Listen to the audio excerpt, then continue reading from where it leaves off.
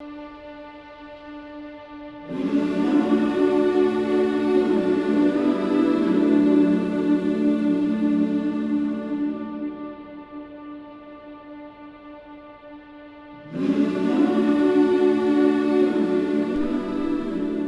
this week's episode, we're going to take you through a recap of our time in Greece where our adventure began. The ups and the downs, our achievements and our mistakes, the learning curves, the sailing through storms, taking risks, arriving at beautiful beaches, learning our boat inside and out with lots more to learn, and just all round having a bloody epic time. Plus, we'll show you all the epic locations we've visited so far that we highly recommend you put on your bucket list. Enjoy! After watching many other sailing channels on YouTube, we were inspired to do the same. It sounded like an epic adventure and a smart way to travel around the world, because you're basically taking your house with you.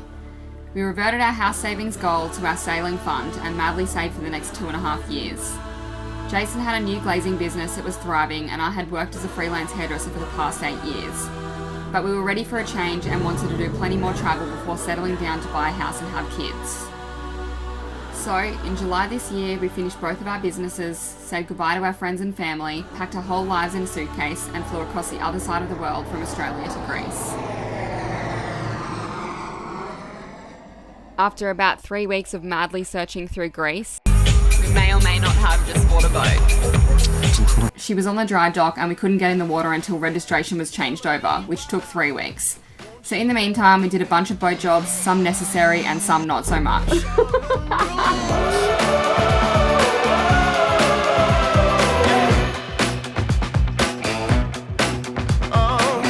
Say your truth loud, raise your voice and shout it out. Got the right to be proud, turn the world upside down.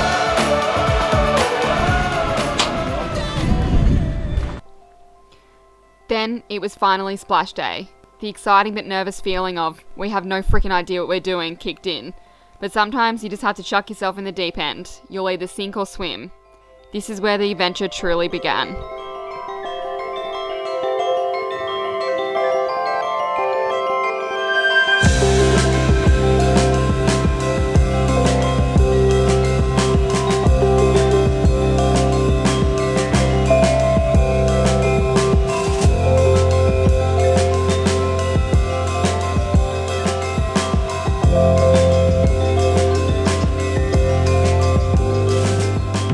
Got out of there as smoothly as one can expect for really being newbies. We then spent the next few days in the Ambracian Gulf learning the systems of the boat, fixing any issues that arose and building up our confidence. We finally had enough wind to get the sails up for the first time and test our abilities without a teacher around. We were ready to head back to Preveza where we began, and then after that onwards to the open ocean where our journey would begin, travelling through the Greek islands one by one.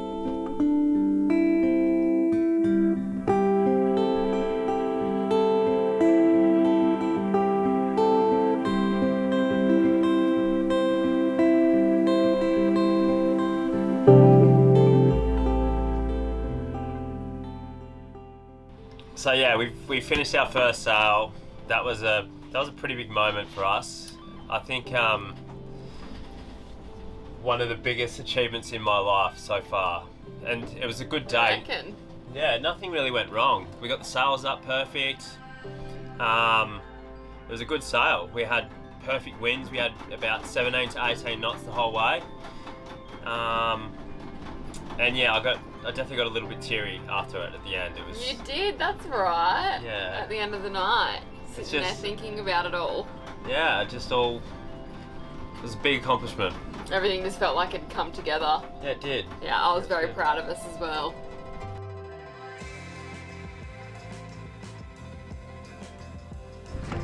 Finally heading off today. So we're off to Milos Beach on Lefkada. Let's get ready to go.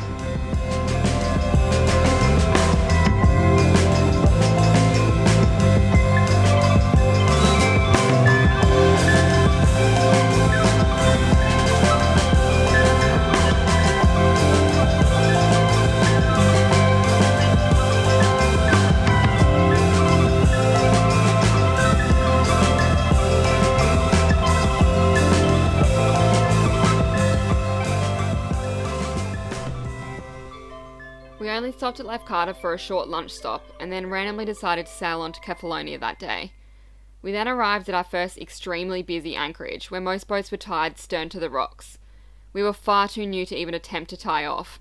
We had never put this into practice as it's not common at all in Australia, where we did our course. Sleep last night? Not so good. Tell us why. We anchored too close to the couple next to us who just left, which we had to move the boat for them to leave. Luckily, everything was fine. We spent the next couple of days exploring some of the beautiful beaches and bays of Kefalonia.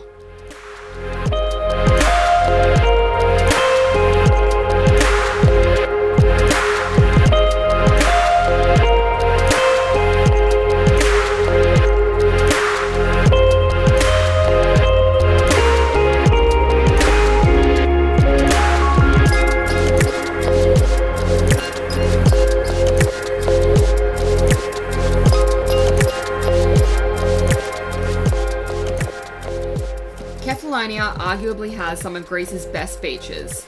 We visited Mykonos beach, which is probably their most popular. This place is unreal and the water is so blue it represents that alcoholic drink blue alizé. If you go to Kefalonia, also visit the quaint little town of Assos village. It reminds me of a mini Positano. Then, here we were, only a few days in and already experiencing our first storm. Uh-oh. Life jackets on. Oh, sounds like one's about to hit. We can hear thunder. Storms are so much more enjoyable when you're on land. You don't really have to worry. Now they're just scary. I didn't really feel ready. I felt like I had no clue what to do if the weather got crazy. So I started Googling and completely freaked myself out. Like, you know those times you Google your sickness symptoms and it says you might have cancer? Yep, well that was me searching how to sail through a storm. I got myself so worked up, started panicking and bawling my eyes out. Lucky Jason kept his cool. Even though I was confused as to why he was so calm, it would have made it 10 times worse if we were both in a panic. I'm not gonna lie though, since we started this adventure, I've really realised how much I want my life and how afraid I am of dying. There's been so many times since that day I've faced my fear of death or something terrible happening. We're both gaining confidence every day though, and learning to trust our boat's capabilities.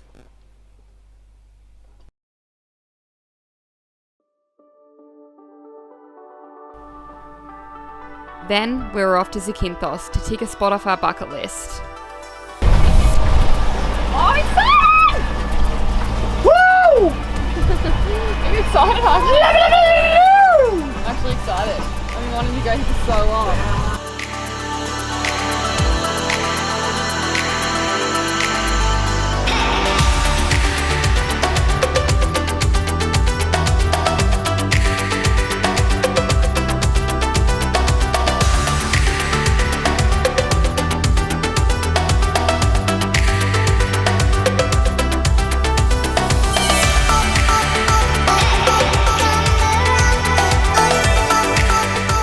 Shipwreck Beach gets extremely, and I mean extremely busy. You can come early morning before say 9 AM and it will be quiet. However, the downside to that is the sun isn't shining over the steep cliffs yet and it just doesn't look as pretty. Also, just a heads up, there's no way to get to the viewpoint on the cliff from the beach. So make sure you leave yourself at least half a day to venture there by water and then by car to get some epic pictures from above. You can hire a small boat without a boat license or hop on one of the many day tours. There's huge party boats and even private boats with skippers, but either way, you're probably going to be stuck on the beach with hundreds of other people. If you're sailing here, well, you can easily come whenever you want, and it's possible to anchor here overnight if the weather permits. Although most people just stop in for the day, as that side of the island is pretty exposed. Nonetheless, it's not to be missed, and you have to see it with your own eyes.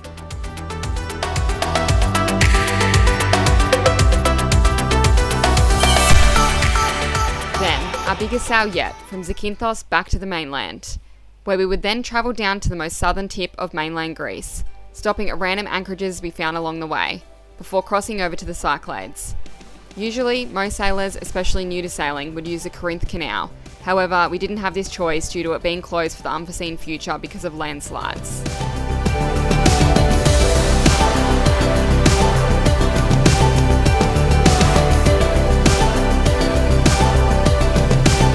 Not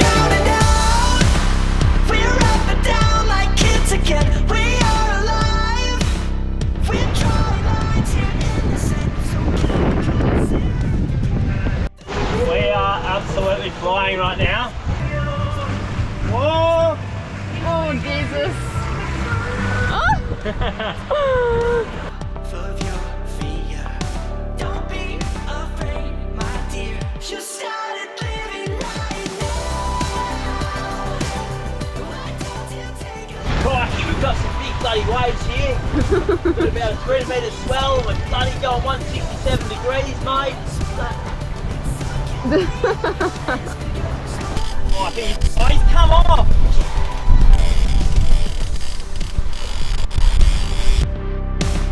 You're breathing in, breathing like a kid again, feeling good, in and out just like you should. We will always bleed for you, throw ourselves against the wall because we're bigger, bigger, not giving in.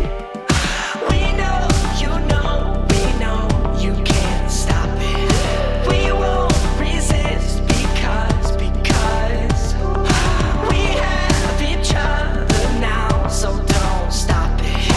Why don't we just begin to We're about to cross our first sea. We're going from the Ionian to the Aegean, and we're about to cross what I think is the line. I'm not sure if it actually is, but we're celebrating with a drink. We're going to pretend it is. Cheers. As we passed by Cape Malea in the Peloponnese, it really was like we were in a different sea. We had gushes of hot air blowing off the land and experienced our first 32-knot winds. The seas around the Cape are notoriously treacherous and difficult to navigate, featuring variable weather and occasionally very powerful storms, hence why sailors choose the Corinth Canal. 8.81. It's gonna go. It's gonna hit 9. And we're very, very heeled over.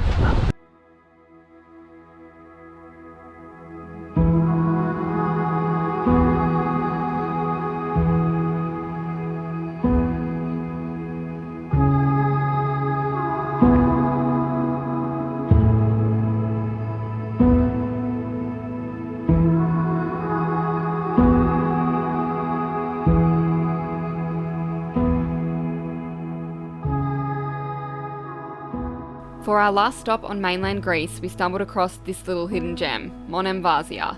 I fell in love with this romantic location. It's a medieval castle town built inside a fort. It's filled with cobblestone streets with shops, restaurants and cute little cocktail bars. Make sure you pay this place a visit, I highly recommend. We fixed a few issues before setting off on our 12-hour passage to Milos Island.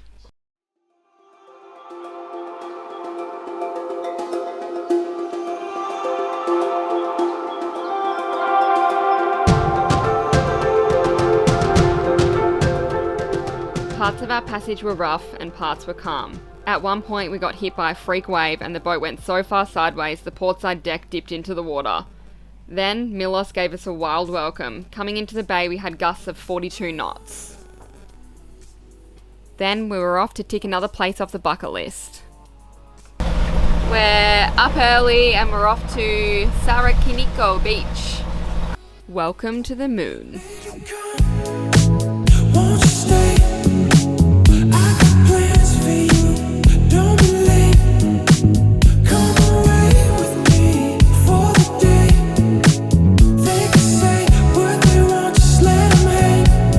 Oh, it's just you and me. Maybe that's how it's supposed to be. This love's taking over. Is that, oh, there's a crab there, look. There.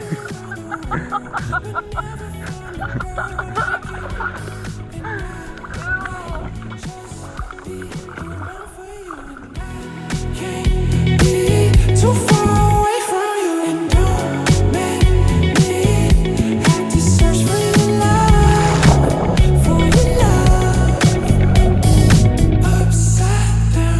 Upside down, you got me inside out, you got me right where you want. I'm sure you've seen this location all over Instagram, but trust me, there's a reason for it.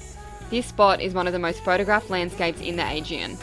Sarakiniko, aka Moon Beach, was formed by white volcanic rock that was shaped by waves driven by north winds. This place does get busy, but there's plenty of space for everyone. You can join in on cliff jumping, people watch everyone having photography sessions, or relax and view the landscape from a boat. If you head just a little further east, you'll reach a shipwreck that you can snorkel right off the beach. I don't think many people know about this spot, as we almost had the whole wreck to ourselves, and it's huge.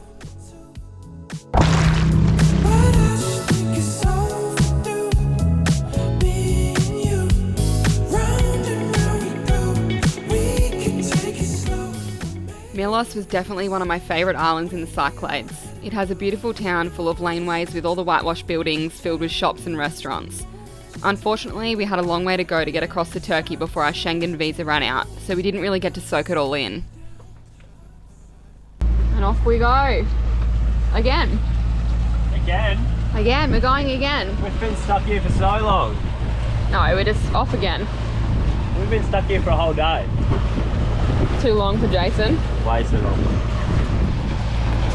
Bye bye, Milos. We just left Milos over there. This is Kefalonia. Paros is in the background over there. And Siphanos. This is how close they are all together, so it won't take us long to get to places, that's for sure. We spent the next days island hopping as we made our way east.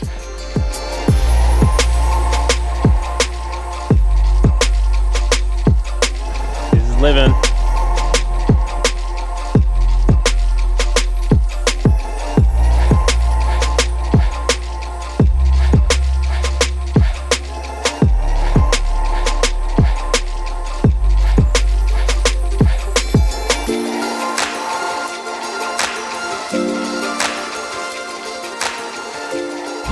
I don't think I can get enough of these sunsets. They're just amazing. Being out in the water with hardly anyone else around and just surrounded by these beautiful islands and a beautiful sunset. Hey, you forgot about me. And you know. Welcome to Siphanos.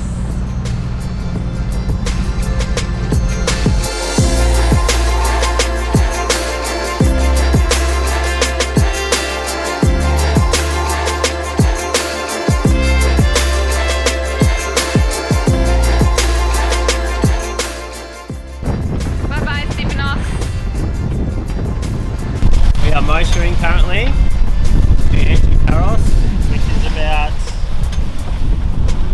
I don't know, 4 hours away.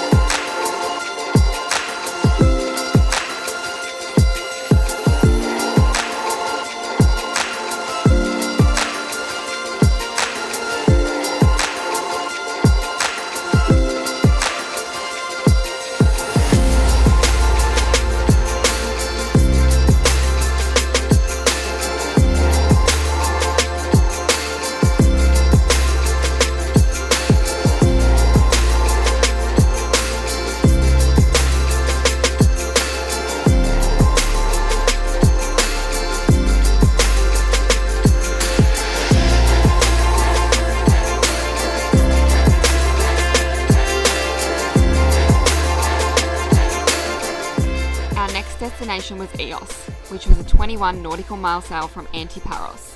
Here we would stay for the coming 5 days to take cover from some pretty wild windy weather. It's next level windy out here today.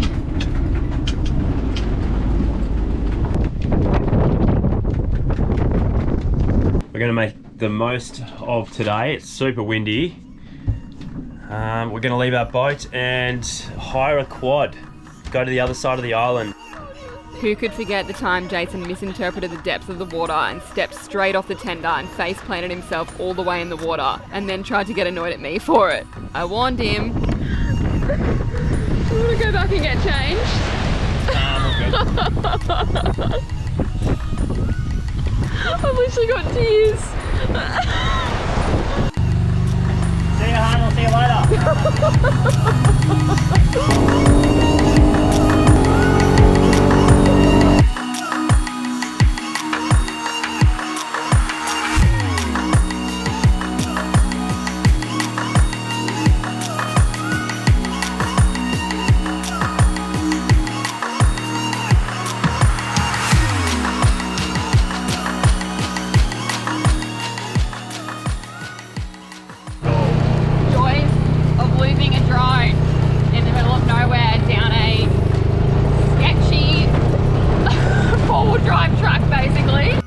Luckily, we found the drone and got the buggy out of there unscathed.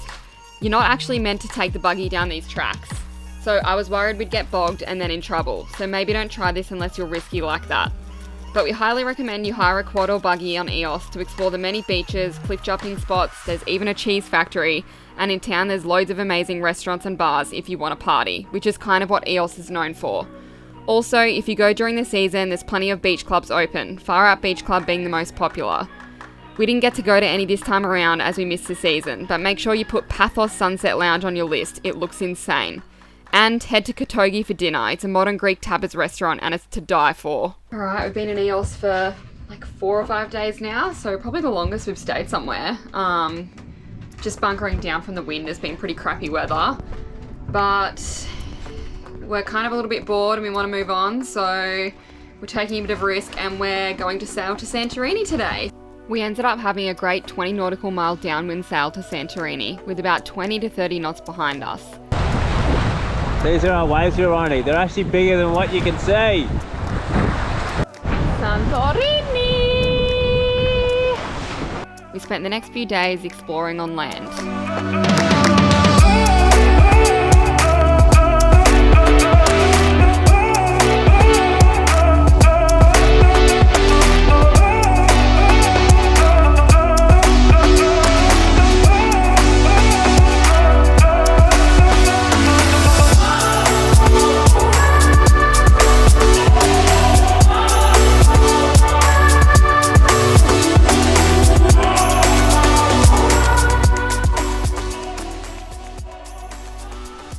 Then our plan was to sail to Naxos, but the swell got super rough and we were getting thrashed. It was pretty scary, so we retreated to the nearest island. So once again, we were back in Eos.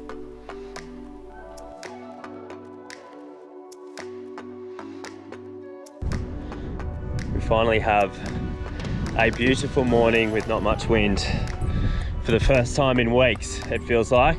So I think it's been a whole week that the Meltami's blowing through, but it's finally changing directions. Yay!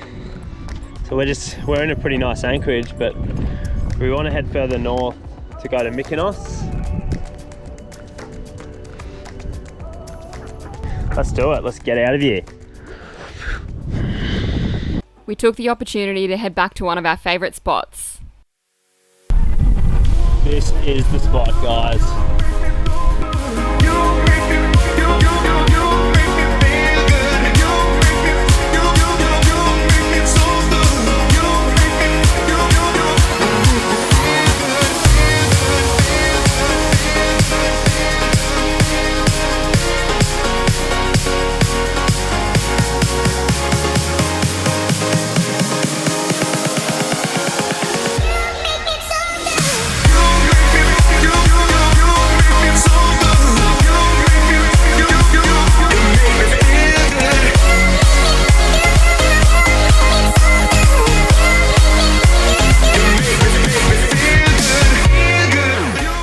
This place is a must if you visit Eos. It's called Neverland Bay, and what a fitting name. This place is unreal. You can reach this by boat or by quad with a small trek down the hill.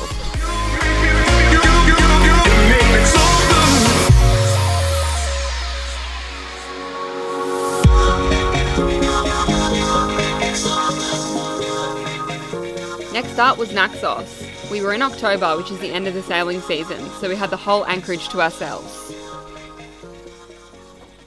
We checked out this abandoned hotel overlooking the bay with some epic graffiti art, most being painted by the famous Balinese artist called Wild Drawings.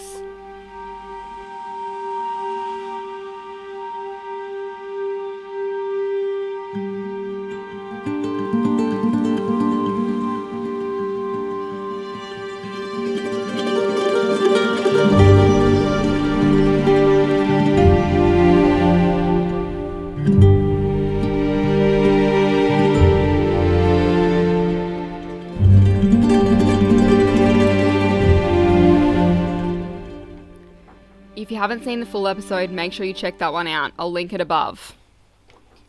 Yep, then we lost the tender. The tide came in and picked it right up, and by the time Jason noticed, it was almost as far out as our sailboat. Where is it? I said. It's in the bag somewhere. Where though? I don't know. I'm trying to film you.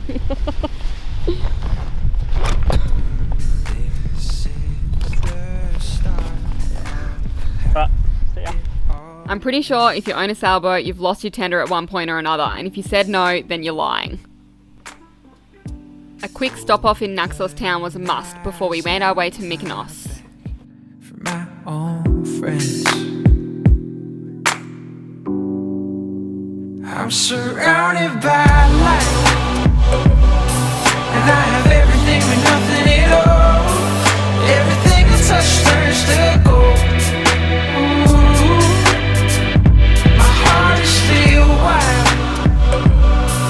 People crave to watch me fall. Everything I touch turns to gold.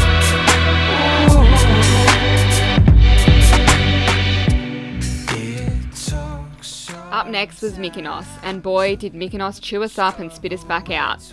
Jason fell out of the tender with both of our phones. Little did we know this was just the start of one of those weeks where everything went wrong. Nonetheless, we enjoyed what Mykonos had to offer. By the time we finished up in Mykonos, we only had about 5 days to go before we had to check out of Greece. We had an 8-hour passage to Ikaria ahead of us. Not long after getting up the sails, a strong gust came through and the slug piece reefed out of the boom track.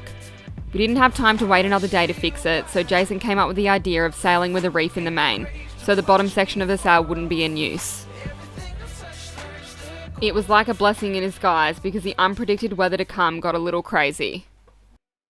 We just got absolutely slammed by waves. Now this will lovely slam, look at your name. All inside me is wet. I'm gonna have to get changed. I'm like shivering already. Oh my god. That was scary. I'm glad I wasn't looking forward. I would have shit myself. I seen it coming. Oh my god. Oh, it's scary. Hello, Ikaria. Ikaria gave us a windy welcome, and then what was to come that night was very horrible. Woo! Jesus. 33, 35. Knew it was gonna get hectic. 37, 38, 39, 40. It's like next level right now. This is the aftermath of about a 7-hour sail in very rough weather, lots of wind and waves, and yeah, just full on. I don't know if you guys can hear that, but it is like absolutely howling outside. It's probably like 40 knot winds, lightning, like the swell is just flowing so quickly with the wind, and it's like 2:30 in the morning here and we can't sleep. Just worried about dragging anchor and things flying off the outside of the boat. And unfortunately, we have to check out of Greece in like 5 days, and we've got shit weather for the next 5 days? 5 days. We've got to check out in like 3 days. 4 days. 4 days, yeah. And we're not even like at the island that we're supposed to be, like that we plan to check out of, so it's not an ideal situation, but we're just hoping it settles enough for us to get across. Otherwise, we'll have to try and check out of here. And go from there. If not, I'll be overstaying my visa because I'm not bloody risking my life just for the visa. What are your thoughts on that, babe? I agree. Yeah. Anyway, good night, guys. Wish us a good night's sleep.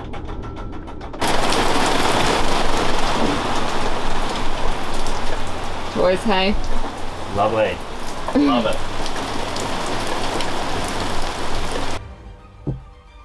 After a rough night into the following day, we had a good weather window, so took the opportunity to sail to Samos where we would check out.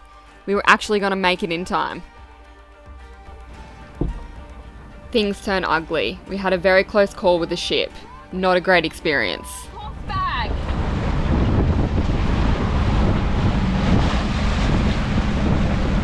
What the f***? What are you doing, bro?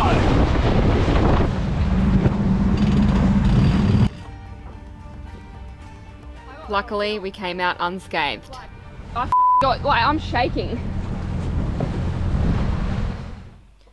After a pretty crappy week, things were looking up. We had dolphins on our bow 3 times that day. He's come along with the boat! Oh, there's dolphins! I'm so excited! Oh! They're all under the boat! I'm so excited! Oh my god! This is ridiculous!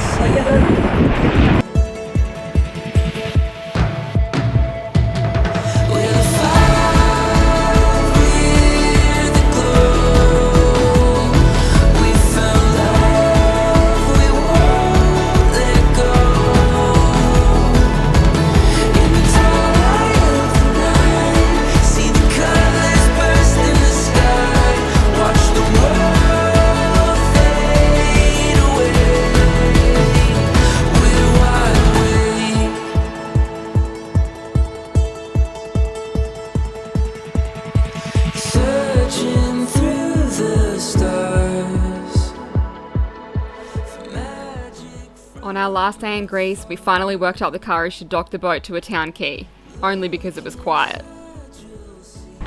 There's our boat. Stern tow. You ripper. And that was that. We were checked out of Greece. We had an amazing last sail in Greece, stopping over on an island called Agathonisi before making our way to Turkey the following day.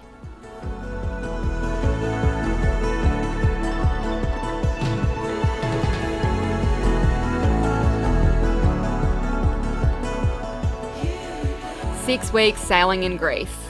We sailed over 800 nautical miles, which is almost 1,500 kilometres.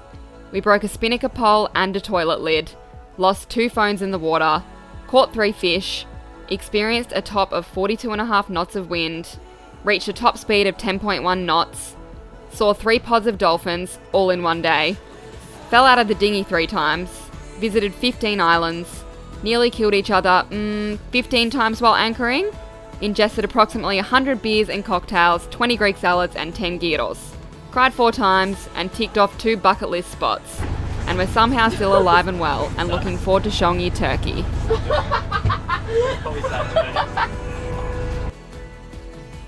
We've nearly reached our milestone of 1,000 subscribers, so we decided once we hit our goal we'd do a Q&A chat. So if you want to get to know us more, have questions about our boat or just anything in general, just pop your questions in the comments below and we'll answer them in an upcoming episode. No questions off limits. Also, to help us get to our 1,000, if you like our episodes, please share them with your friends and family. If you haven't seen our previous episodes, make sure you go back and binge them here. And if this is your first time here, make sure you click that subscribe button.